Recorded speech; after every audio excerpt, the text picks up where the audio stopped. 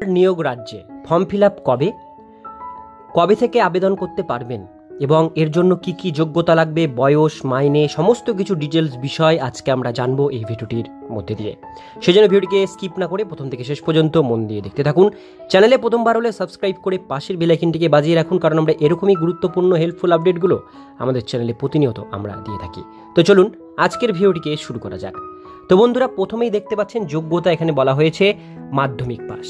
মাধ্যমিক পাস যোগ্যতায় হোমগার্ড আবেদন করতে পারবেন। বয়সসীমা 18 থেকে 40 বছরের মধ্যে হতে হবে। মাইনে 700 টাকা প্রতিদিন আপনাদের দেওয়া হবে। এর মানে মাসে আপনাদের 21,000 টাকা এখানে স্যালারি হচ্ছে।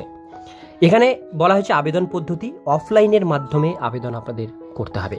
আজকে ভিডিওটির মধ্যে দিয়ে ডিটেলস বিষয়গুলো আমরা জানবো।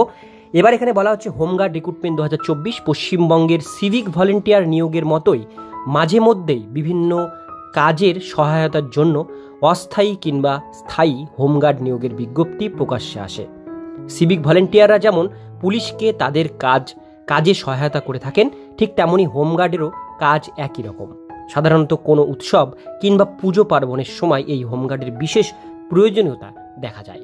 পথ সুরক্ষা কিংবা মানুষের সুরক্ষা প্রদান করে তাদের একমাত্র উদ্দেশ্য। এইবার আমরা দেখে নেব হোমগার্ডের সাধারণত এখানে বেতন কত টাকা এখানে দেওয়া হয়। এখানে বলা হয়েছে হোমগার্ডের দৈনিক বেতন সাধারণত 500 টাকা থেকে 600 টাকা পর্যন্ত হয়।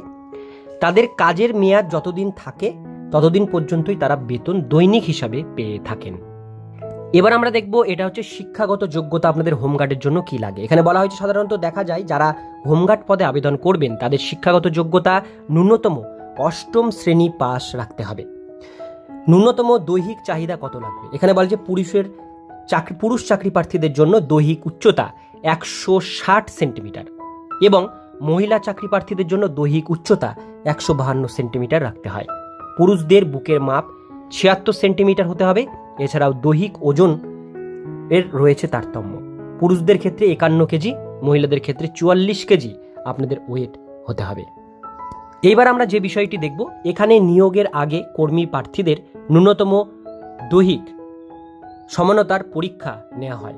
দেখা গিয়েছে পুরুষদের ক্ষেত্রে 160 মিটার দৌড় 8 মিনিটের মধ্যে, মহিলাদের জন্য 800 মিটার দৌড় 5 মিনিটের মধ্যে সম্পন্ন করতে হবে। কিভাবে চলে নিয়োগ প্রক্রিয়া? দৈহিক সক্ষমতার পরীক্ষা সফল প্রতিযোগিতায় 50 নম্বরের লিখিত পরীক্ষা হবে।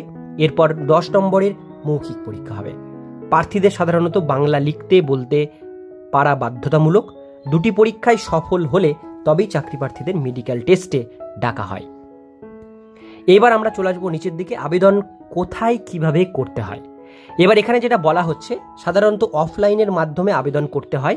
নিকটবর্তী থানায় যোগ্যতার প্রমাণপত্র, ভোটার কার্ড, আধার কার্ড, প্যান কার্ড, ব্যাংকের পাসবই সহ জমা করতে হবে। কবে থেকে হোমগার্ডের নিয়োগ শুরু হবে? এখানে বলা হচ্ছে এই বিষয়ে এখনো কোনো রকম তথ্য পাওয়া যায়নি।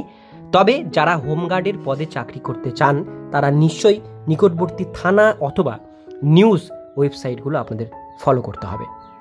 তো বন্ধুরা, আশা করি সমস্ত ডিটেলস তথ্যগুলো আপনারা বুঝতে পারলেন। যখনই এটা নিয়োগ প্রক্রিয়া শুরু হবে আমরা আবারও কিন্তু ভিডিওর মাধ্যমে আপনাদের সাথে সেটা শেয়ার করে দেব।